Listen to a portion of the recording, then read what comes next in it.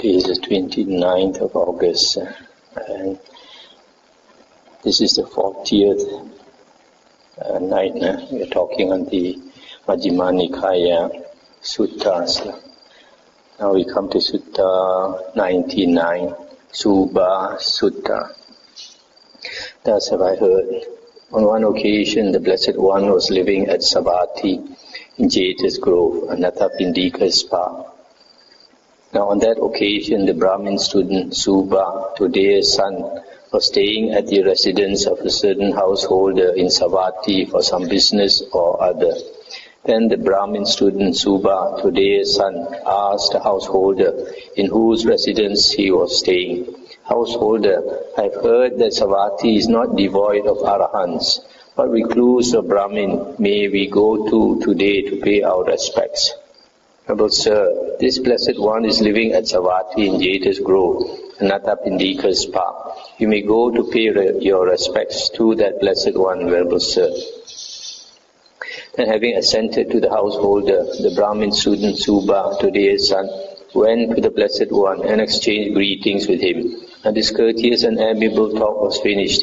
He sat down at one side and asked the Blessed One, "Master Gotama, the Brahmins say this, the householder is accomplishing the true way, the Dhamma that is wholesome.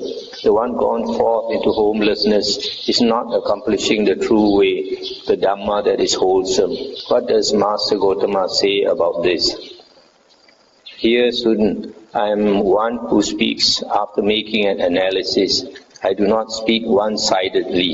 I do not praise the wrong way of practice on the part either of a householder or one gone forth. For whether it be a householder or one gone forth, one who has entered on the wrong way of practice by reason of his wrong way of practice is not accomplishing the true way, the Dhamma that is wholesome. I praise the right way of practice on the part either of a householder or one gone forth. For whether it be a householder or one gone forth, one who has entered on the right way of practice by reason of his right way of practice is accomplishing the true way, the Dhamma that is wholesome." Stop here for a moment. So here, this Brahmin is saying the householder's life is better. It accords with the Dhamma, accords with and is accomplishing the true way. And not the one gone forth. Maybe many people, if they are told to give their opinion on this, then they will say either yes or no. But the Buddha says he's not one who sides with any one side. He says that whether it's a householder or one gone forth, he is practicing the wrong way, then he has entered the wrong way. He's not accomplishing the true way, the Dhamma that is wholesome. But whether it be a householder or one gone forth, if he has entered on the right way of practice, then he's accomplishing the true way according to Dhamma. "Master Gotama, the Brahmins say this, since the work of the household life involves a great deal of activity, great functions, great engagements, and great undertakings, it is of great fruit. Since the work of those gone forth involves a small amount of activity, small functions, small engagements, and small undertakings, it is of small fruit. What does Master Gotama say about this?" This is, stop for a moment, this is what a lot of worldly people think. One who renounces is a lazy fellow. Depends on people for his livelihood, whereas a lay person has to work so hard. And the Buddha said, "Here too, student, I am one who speaks after making an analysis. I do not speak one-sidedly.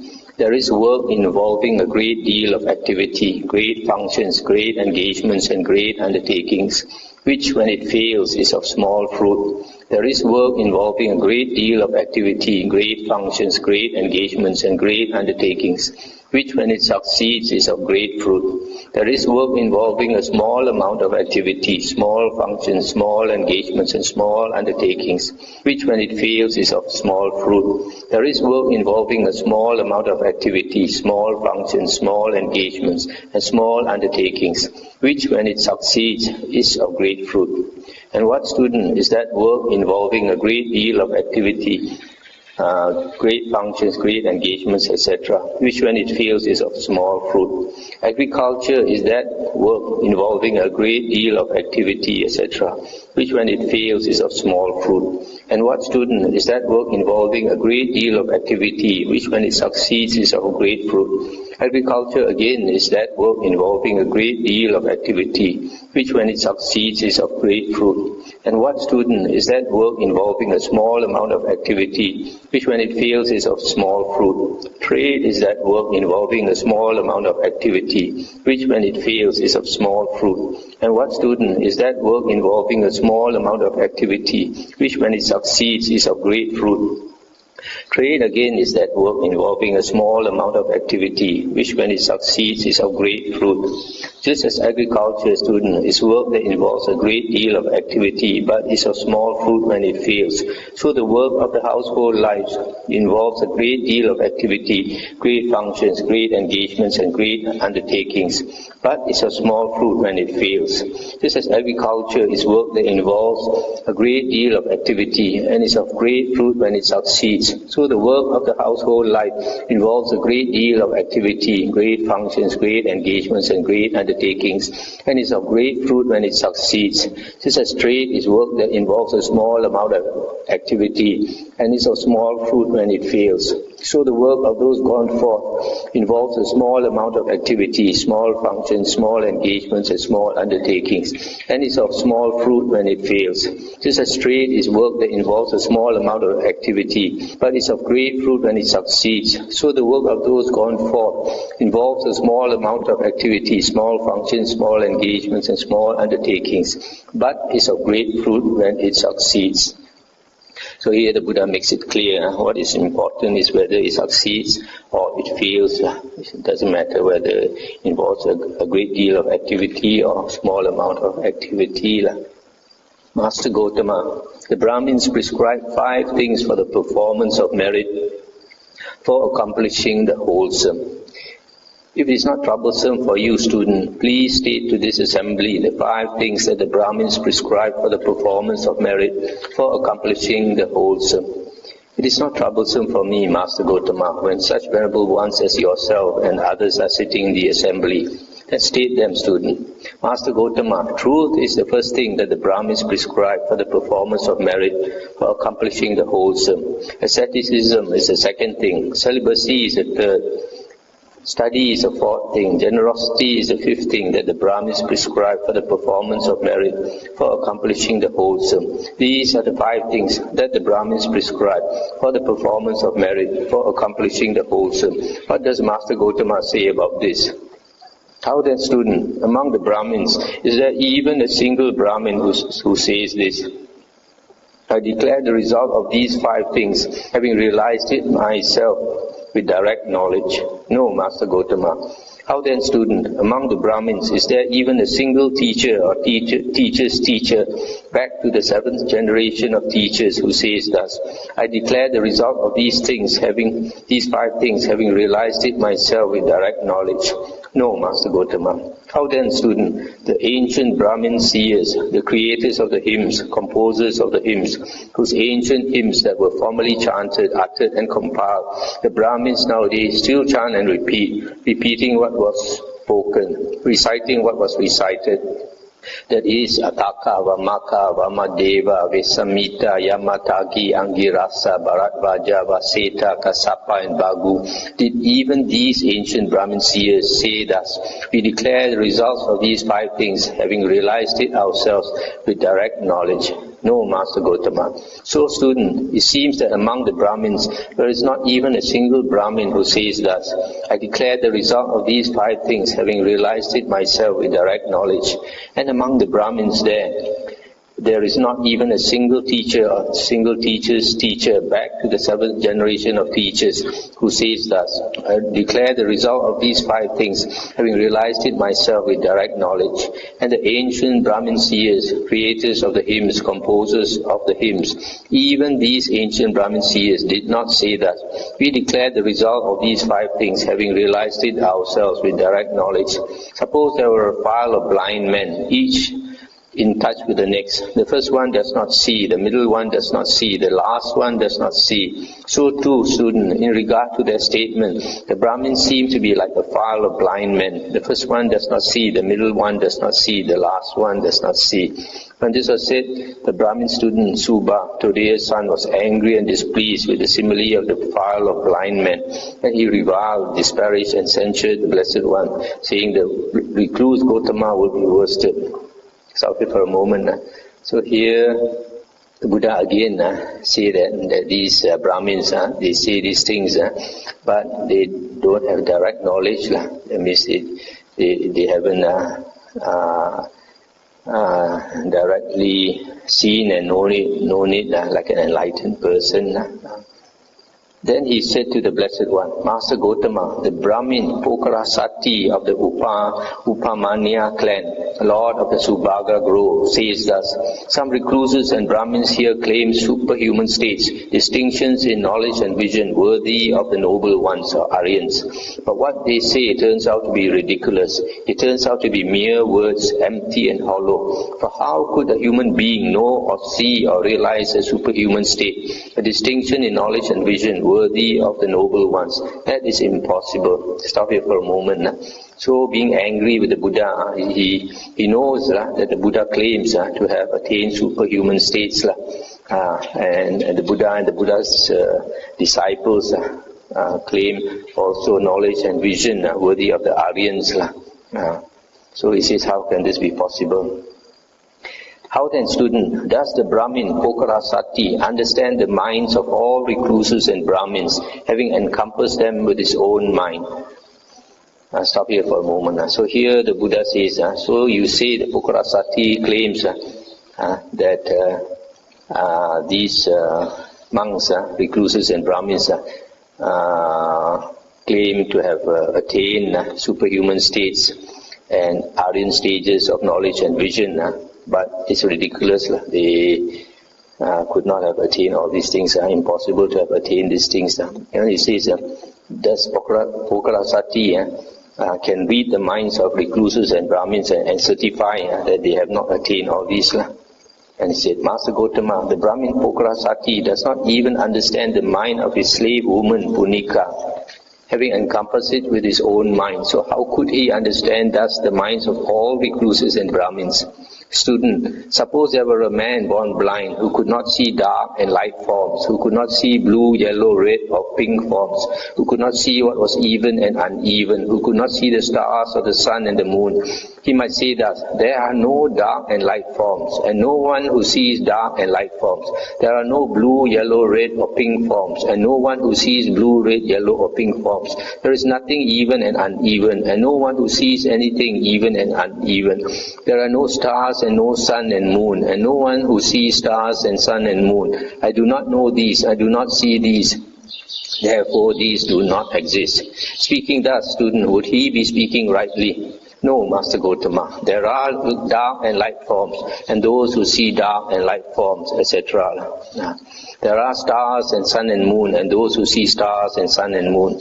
Saying, I do not know these, I do not see these, therefore these do not exist, he would not be speaking rightly. So too, student, the Brahmin Pokarasati is blind and visionless, that he could know or see or realize a superhuman state, a distinction in knowledge and vision worthy of the noble ones. This is impossible. What do you think, student? What is better for those well-to-do Brahmins of Kosala, such as the Brahmin Chanki, the Brahmin Taruka, the Brahmin Pokarasati, the Brahmin Janusoni, or your father, the Brahmin Todeya, that the statements they make accord with worldly convention or flaunt worldly convention, that they accord with worldly convention, Master Gotama.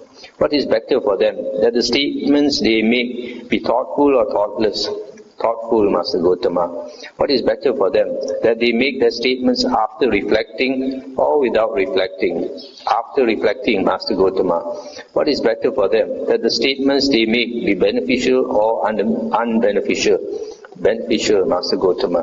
What do you think, student? If that is so, did the statement made by the Brahmin Pokrasati accord with worldly convention or flaunt worldly convention? He flaunted worldly convention, Master Gotama. Was the statement made thoughtful or thoughtless? Thoughtless, Master Gotama. Was the statement made after reflecting or without reflecting? Without reflecting, Master Gotama. Was the statement made beneficial or unbeneficial? Unbeneficial, Master Gotama. Stop here for a moment. So here you see the Buddha use such a good example of a blind man who could not see dark and light forms, who could not see colors and all that, and he claims there's no such things and no such people who can see all these things. So the Buddha used this example to say the same with this Pokrasati.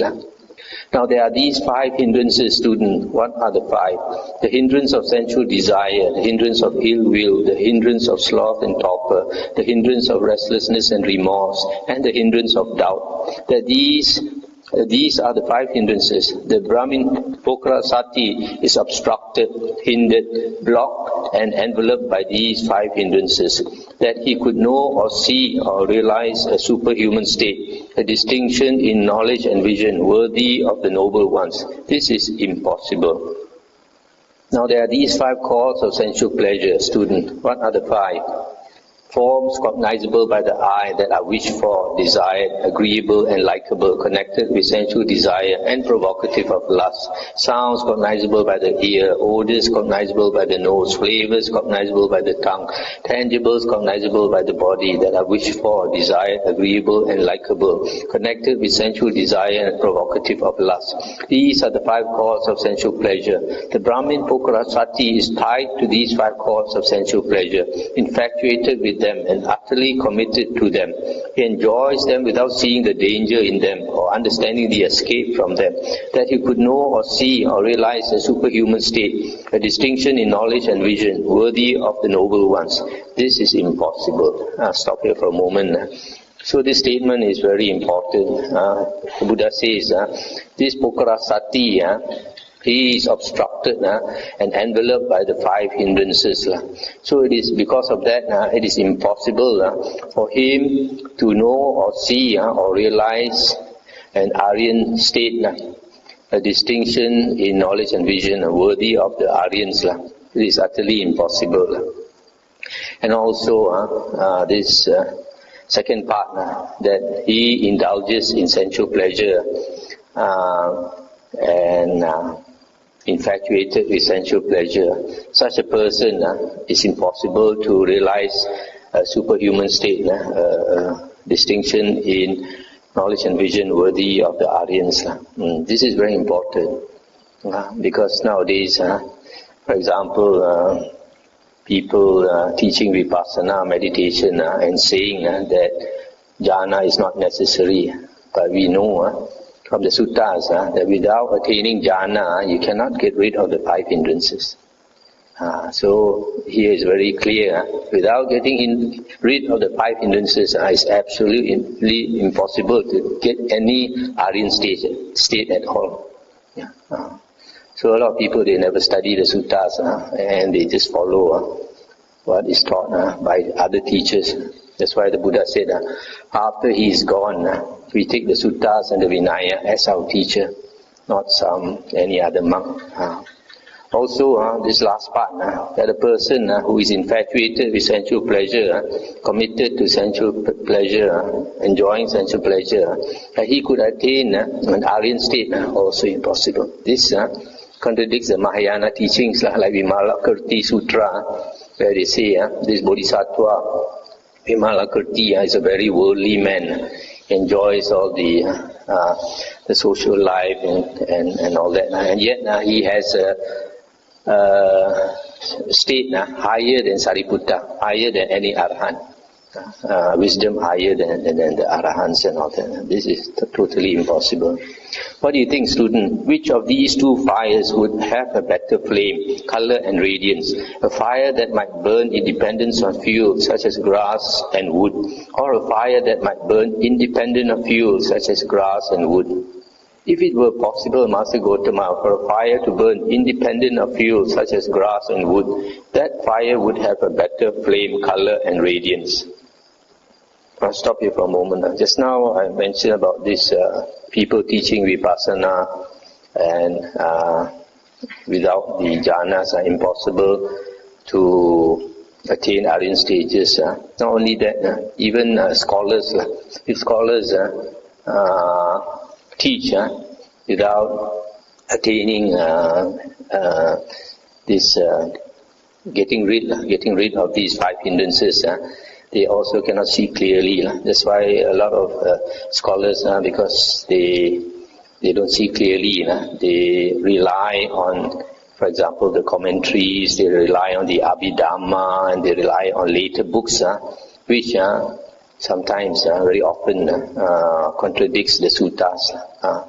So that's why the Buddha says in the Nikāya Sutta 29 that his teachings, his suttas are perfect and complete, and that we should not rely on any other teaching, only on the Buddha's words in the suttas and the Vinaya. So if somebody teaches without getting rid of the five hindrances, he won't be able to see so clearly. It is impossible, student, it cannot happen that a fire could burn independent of fuel such as grass or wood, except through the exercise of supernormal power. Like the fire that burns dependent on fuel such as grass and wood, I say, is a delight that is dependent on the five causes of sensual pleasure. Like the fire that burns independent of fuel such as grass and wood, I say, is the delight that is apart from sensual pleasures, apart from unwholesome states. And what, student, is the delight that is apart from sensual pleasures, apart from unwholesome states? Here, quite secluded from sensual pleasures, secluded from unwholesome states, a monk enters upon and abides in the first jhana, which is accompanied by applied and sustained thought, with delight and pleasure born of seclusion. This is the delight apart from sensual pleasures, apart from unwholesome states. Again, with the stilling of applied and sustained thought, a monk enters upon and abides in the second jhana, which has self-confidence and singleness of mind, without applied and sustained thought, with delight and pleasure born of concentration. This too is a delight apart from sensual pleasures, apart from unwholesome states.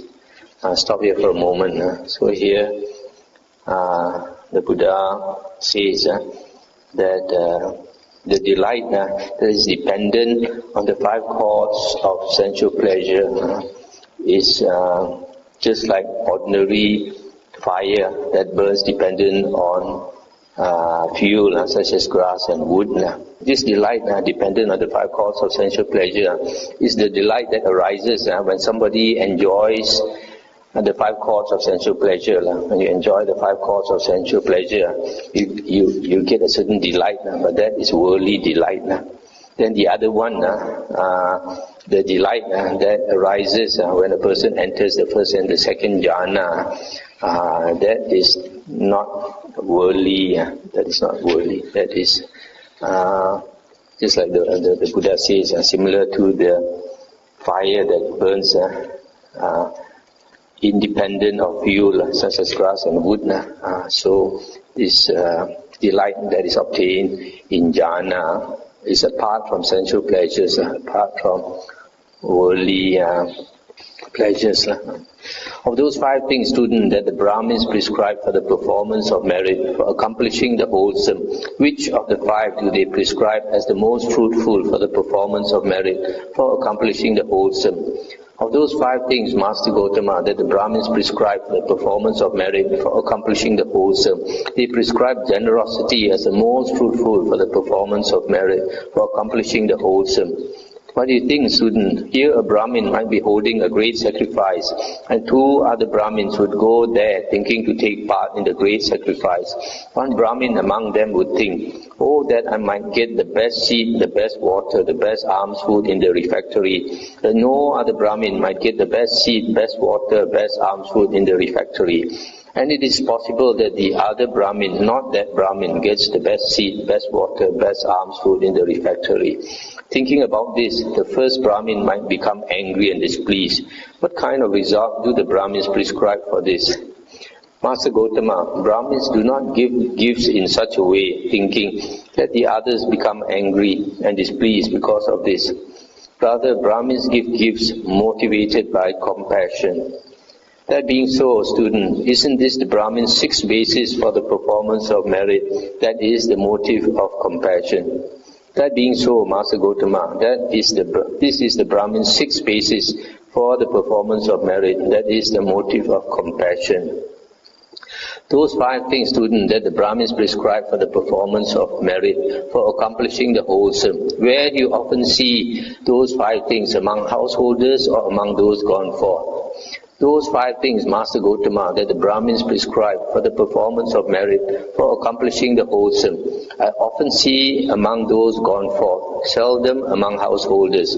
For the householder has a great deal of activity, great functions, great engagements, and great undertakings. He does not constantly and invariably speak the truth, practice asceticism, observe celibacy, engage in study, or engage in generosity. But one gone forth has a small amount of activity, small functions, small engagements, and small undertakings.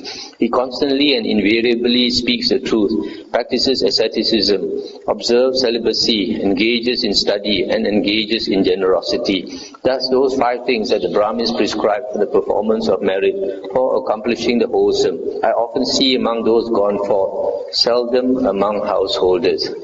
I'll stop for a moment. So here you see, he's contradicting what he said earlier. Because earlier, he said the householder is accomplishing the true way, the Dhamma that is wholesome, not the one gone forth. But here he says the one gone forth is the one who practices these wholesome things, like speaking the truth. Let me see. Speaking the truth, asceticism, celibacy, study, and generosity. So the Buddha here did not point out, but actually he is contradicting what he said earlier. Those 5 things, student, that the Brahmins prescribe for the performance of merit, for accomplishing the wholesome, I call equipment of the mind. That is, for developing a mind that is without hostility and without ill will. Here, student, a monk is a speaker of truth, thinking I am a speaker of truth. He gains inspiration in the meaning, gains inspiration in the Dhamma, gains gladness connected with the Dhamma. It is that gladness connected with the wholesome that I call an equipment of the mind. Here, student, a monk is an ascetic, one who celebrates, one who engages in study, one who engages in generosity. Thinking I am one who engages in generosity, gains inspiration in the meaning, gains inspiration in the Dhamma, gains gladness connected with the Dhamma. It is that gladness connected with the wholesome that I call an equipment of the mind. Thus, those 5 things that the Brahmins prescribe for the performance of merit, for accomplishing the wholesome, I call equipment of the mind. That is, for developing a mind that is without hostility and without ill will. When this was said, the Brahmin student Subha, to dear son, said to the Blessed One, Master Gotama, I have heard that the recluse Gotama knows the path to the company of Brahma. Stop here for a moment. So here earlier you see, he is saying what the Brahmins believe, and trying to make the point that what the Brahmins say is correct. But now he is asking the Buddha, he wants to learn from the Buddha now. Now he stopped debating with the Buddha. When this was said, the Brahmin, so he is asking the Buddha to teach him the path to the company of Brahma. What do you think, student? Is the village of Nalakara near here, not far from here? Yes, sir. The village of Nalakara is near here, not far from here. What do you think, student? Suppose there was a man born and raised in the village of Nalakara, and as soon as he had left Nalakara, they asked him about the path to the village. Would that man be slow or hesitant in answering? No, Master Gotama. Why is that? Because that man has been born and raised in Nalakara and is well acquainted with all the paths to the village. Still, a man born and raised in the village of Nalakara might be slow or hesitant in answering when asked about the path to the village. But the Tathagata, when asked about the Brahma world or the way leading to the Brahma world, would never be slow or hesitant in answering. I understand Brahma, student, and I understand the Brahma world. And I understand the way leading to the Brahma world. And I understand how one should practice to reappear in the Brahma world. Master Gotama, I have heard that the recluse Gotama teaches the path to the company of Brahma. It would be good if Master Gotama would teach me the path to the company of Brahma.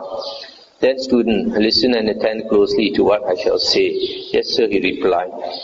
So you see here the Buddha makes him request twice, then only the Buddha would teach him. The Blessed One said, what student is the path to the company of Brahma? Here a monk abides pervading one quarter with a mind imbued with loving kindness. Likewise the second, likewise the third, likewise the fourth. So above, below, around and everywhere. And to all as to himself, he abides pervading the all-encompassing world with a mind imbued with loving kindness, abundant, exalted, immeasurable, without hostility and without ill will. When the liberation by mind of loving kindness is developed in this way, no limiting action remains there, none persists.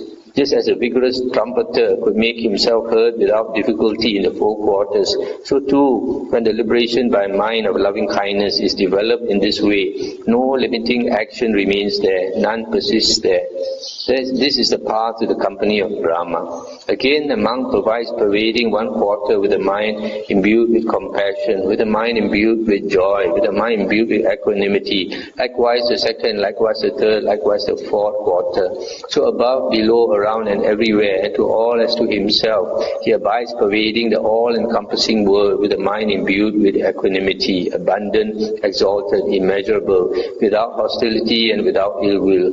When the liberation by mind of equanimity is developed in this way, no limiting action remains there, none persists there. Just as a vigorous trumpeter could make himself heard without difficulty in the four quarters, so too, when the liberation by mind of equanimity is developed in this way, no limiting action remains there, none persists there. This too is the path to the company of Brahma. And this was said, the Brahmin student Subha, today's son, said to the Blessed One, magnificent Master Gotama, magnificent Master Gotama.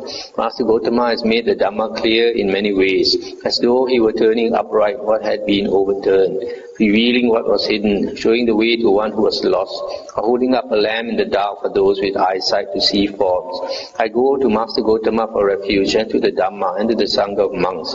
Let Master Gotama remember me as a lay follower who has gone to him for refuge for life.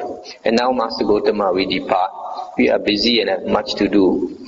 Now is the time, student, to do as you think fit. Then the Brahmin student Subha, today's son, having delighted and rejoiced in the Blessed One's words, rose from his seat, and after paying homage to the Blessed One, keeping him on his right, he departed. And stop here for a moment. So here you see, after all this teaching by the Buddha, he took refuge in the Triple Gem. That means he became a Buddhist, follower of the Buddha.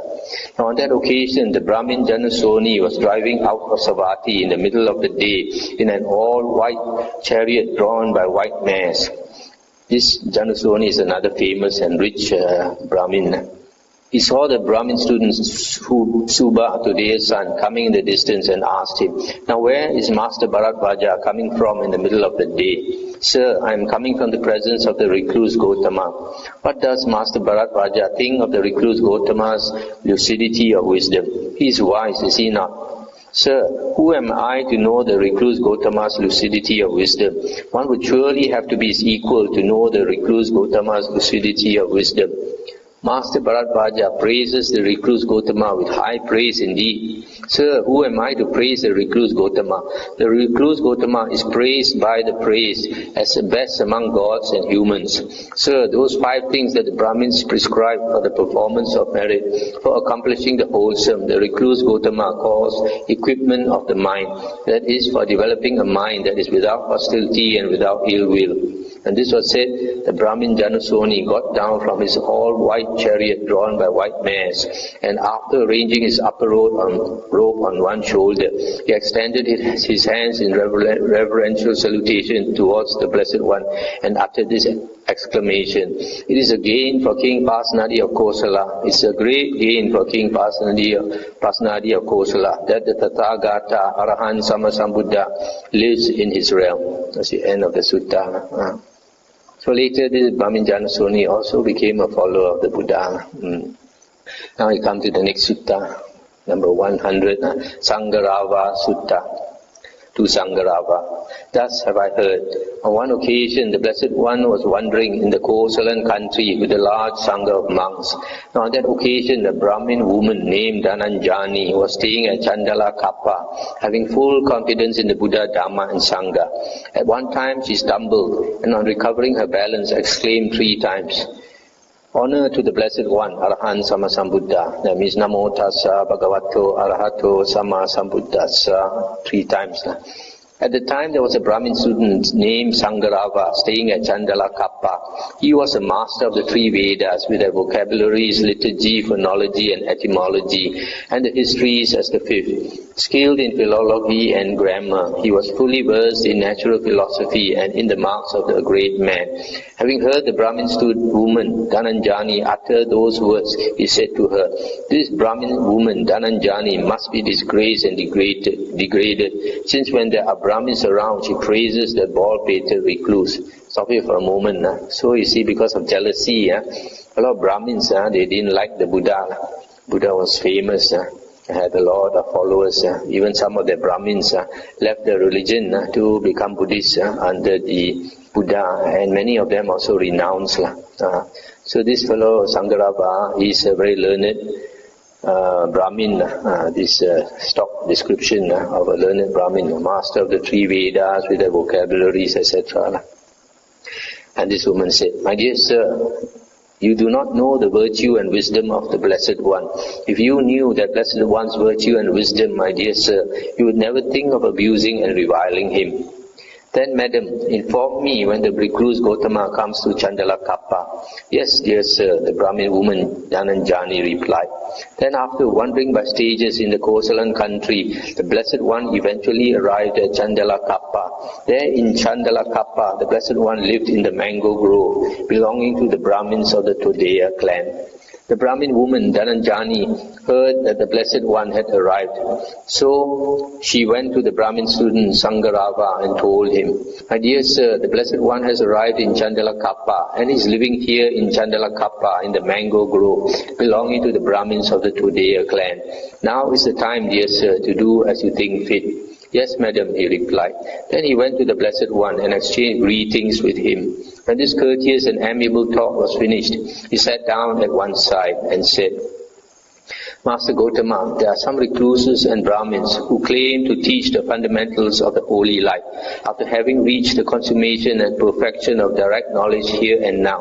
Where among these recluses and Brahmins does Master Gotama stand?" Stop here for a moment. So this fellow is quite impudent. It's got the gall to ask the Buddha.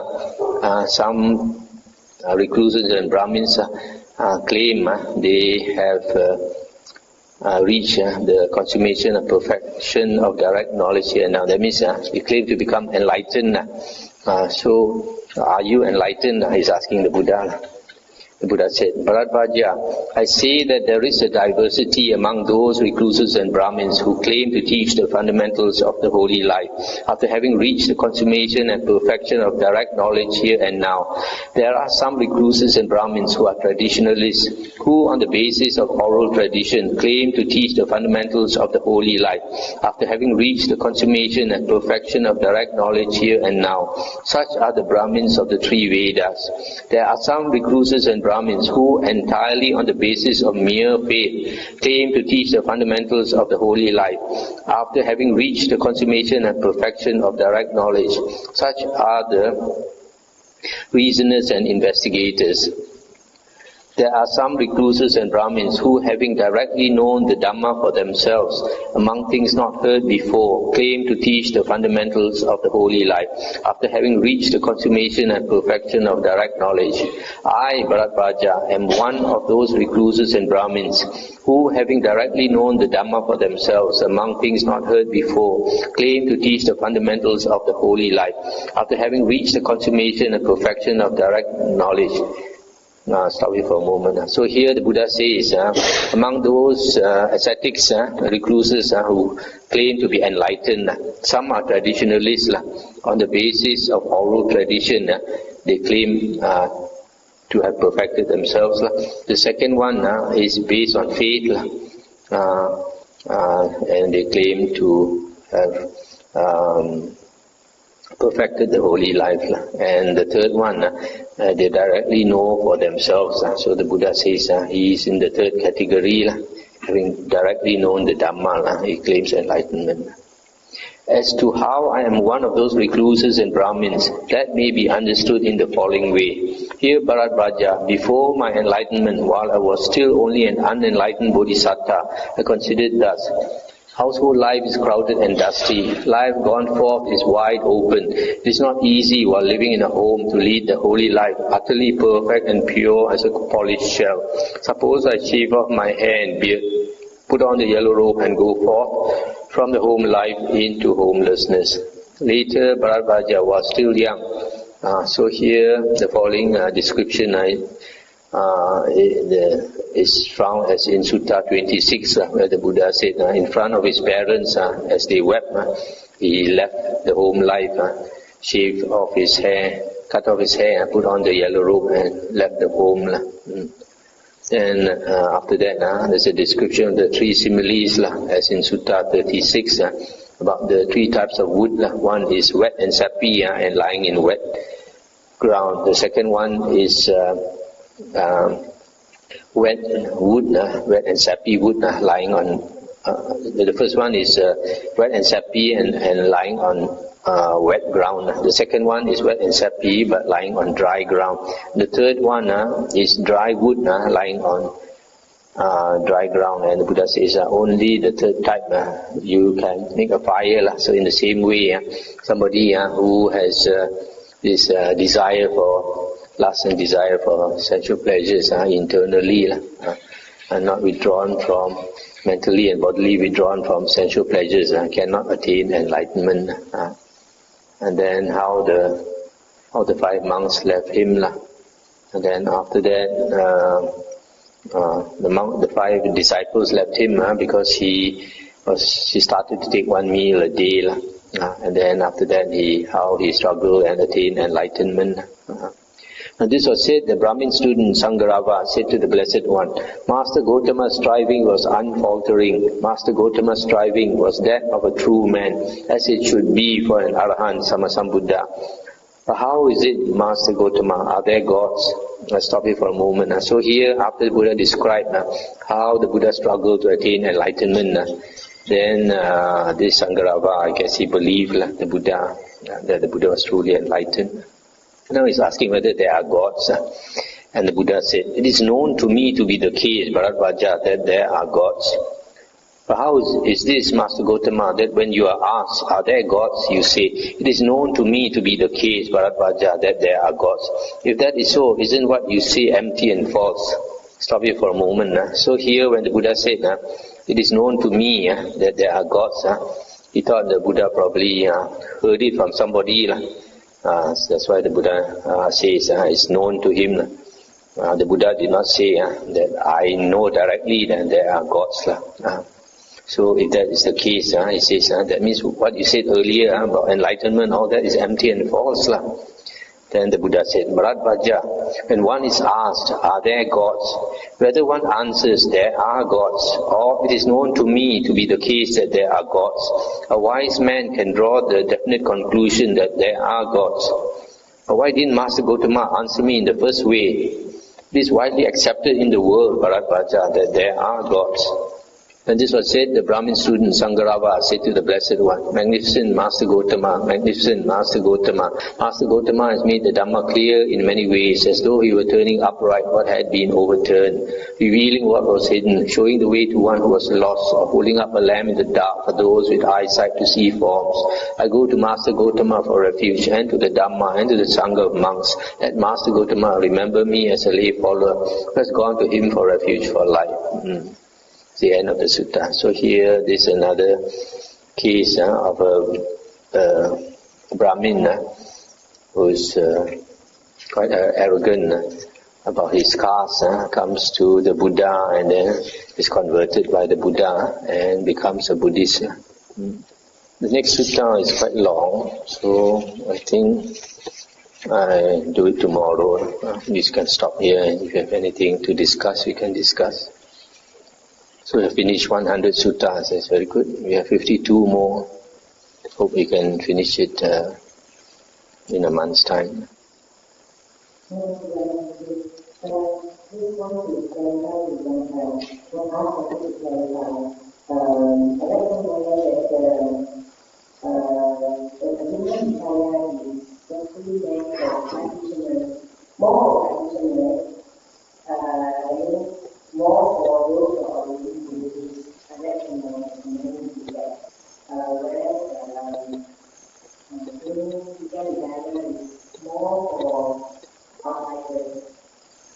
Which one?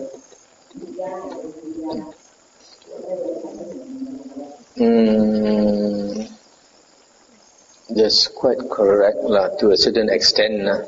We find when we compare the Majjhima Nikāya and the Nikāya, Majjhima Nikāya has certain suttas which are very practical for a monk, cultivating the holy life.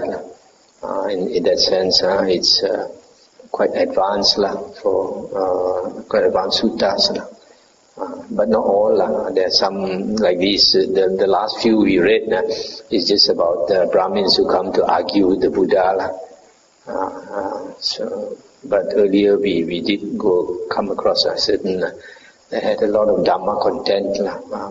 In the Digha Nikāya, you also have some which have good Dhamma content. But because Digha Nikāya there are only 34 suttas, so in the 34, some of them don't have so much Dhamma content. So Digha Nikāya is easier to go through in that sense. That's why it's, maybe that's why people say it's more suitable for external ascetics or for lay people. Okay, if there's nothing, we stop here.